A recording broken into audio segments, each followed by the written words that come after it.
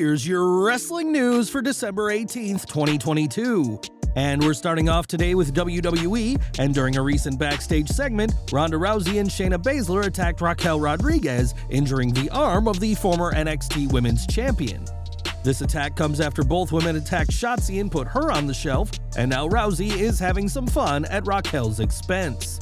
On Instagram, Rousey shared a video of the action with a caption saying that she's glad she and her Baszler could help with the rehab, saying that they've made Rodriguez hypermobile. Rousey vs. Rodriguez has been rumored for the Royal Rumble event, but nothing has been set in stone yet, and it remains to be seen when Raquel returns from this assault. Now, this week's Smackdown was in Chicago, Illinois, a big city for wrestling, but there was one name in particular that the fans were eager to see. Mustafa Ali calls the Windy City home, and despite being a Raw superstar, he was given the chance to wrestle in front of his hometown. Fightful Select reports that Ali got a chance to wrestle a dark match against Mansoor, and that his family were in attendance for the match. The match itself was produced by Sean Davari, and it's great that Ali was able to work a match with his loved ones in attendance. On Twitter, Ali shared some photos from his time with his family at Smackdown, including him and his son sharing the ring.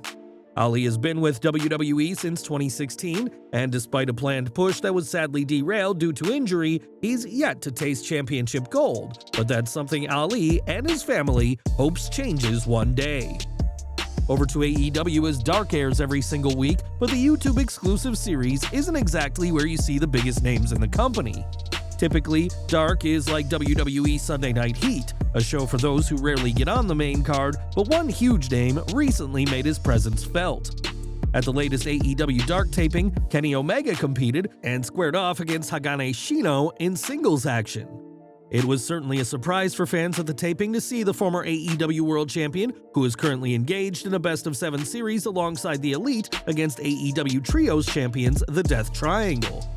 Between his injury and his suspension, Omega has spent much of 2022 far away from the ring, and the Cleaner is pleased to be wrestling again, no matter which AEW show it's on. We've got some news from the Mandy Rose situation, as before her release this week, the former superstar was pumping out plenty of content on her website. After her release, Rose increased her base subscription fee to $40 a month, up from $25, and the Toxic Attraction alum isn't slowing down. Despite her release, Rose has hit the ground running and is uploading even more content at this time, including a picture of her backside and a message telling WWE where they can kiss it. Rose has also shared videos of herself skinny dipping and images of herself and her boyfriend Tino Sabatelli in the shower. Mandy Rose may be gone from WWE, but she now has more time to dedicate to her content, and with reports she's earning more online than in the ring, the former women's champion looks financially set for the future. WWE felt they had no choice but to part ways with her due to the nature of the content on her website, earning backlash from fans. Several fans have called out WWE's double standards for promoting her as a sexy character, but not allowing her to profit over her looks, but on his Experience podcast, Jim Cornette said he saw the company's point of view. In all honesty, and by the way, I'm completely pro-porn, but if they're supposed to be PG, they can't do Playboy anymore, right? Because they're a PG company, the sponsors don't want it. So I haven't seen the material, I don't know if it's mild to wild or anything in between, but if the executives of the company that she works for said, well, she's a featured person in NXT, and she's the champion and all this stuff, but holy if anybody sees and finds out. You know, that's the thing, if they say, Jesus Christ, you can't, have an Aunt Fanny out there in front of God and everybody, whether it's a private or personal deal or not or whatever, it's gonna show up on the internet in some fashion. This is probably something you should have not done while representing us, and we're trying to do deals with Disney, then I understand that. Cornette also addressed the reports that Mandy has been earning more online than as a wrestler, saying it makes sense she'd stick with the less painful, more productive venture. The question becomes which endeavor she was making a bigger profit at. Was she making more money traveling all over the place, getting in a ring with people that are going to land on her and landing herself and getting beat up or whatever the Or is she going to make more money in, I assume, a less violent setting, showing off, as Aunt Lola would say, what God gave her? So if it's anywhere close, maybe that's the preferred direction there. But I would think I would understand why you can't do both. They'd be playing video games with wrestling fans and making money at it, that's one thing. Unless while you're sitting there playing video games, you go, I hate WWE, I can't wait till I get out of there. Well, then that's another thing. But no, not if you're fiddling with the little man in the boat on the fucking screen for everybody to see. Rose was not given a chance to take the offending content down, as WWE just wanted to be immediately done with her, and that's a view Cornette can agree with. Over to Smackdown, as the big climax of this week's show was the return of John Cena, who appeared on the Titantron to confirm he will wrestle on the December 30th show. Cena will team with Kevin Owens to take on the Bloodline later this month, but the prize fighter was nowhere to be seen, but that wasn't WWE or Owens' decision. Sean Ross Sapp reports that Owens was supposed to be on this week's SmackDown, as well as next week's episode, which was taped in advance, but didn't make it due to a nightmare travel situation.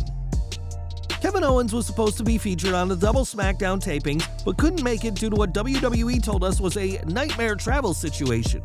As a result, Owens had to be written out of the shows, and major production and writing changes were made. Originally, Owens was supposed to be face-to-face with the Bloodline to introduce the John Cena video. Hopefully, Owens won't have any more travel problems ahead of his monumental tag team match with the Bloodline, as the last thing WWE will want is to change John Cena's return match. This week's SmackDown also saw an in-person appearance from Uncle Howdy, who interrupted a segment with Bray Wyatt and LA Knight.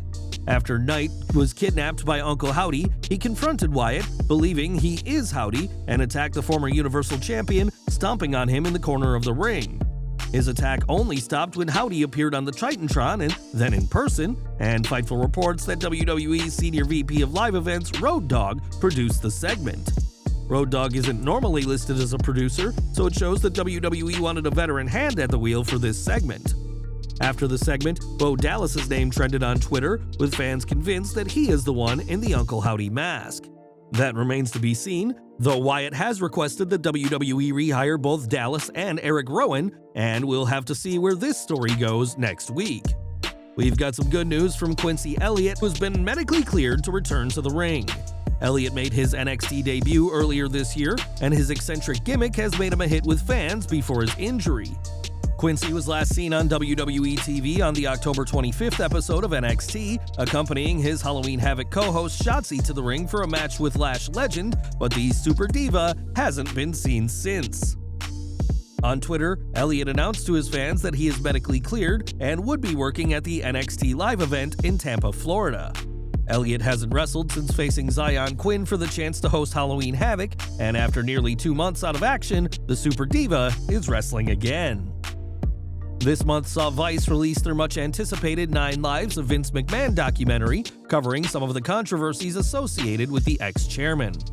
Despite covering much of McMahon's life, though, ex-WWE talent weren't interviewed for the doc, and there's a good reason why they weren't talking.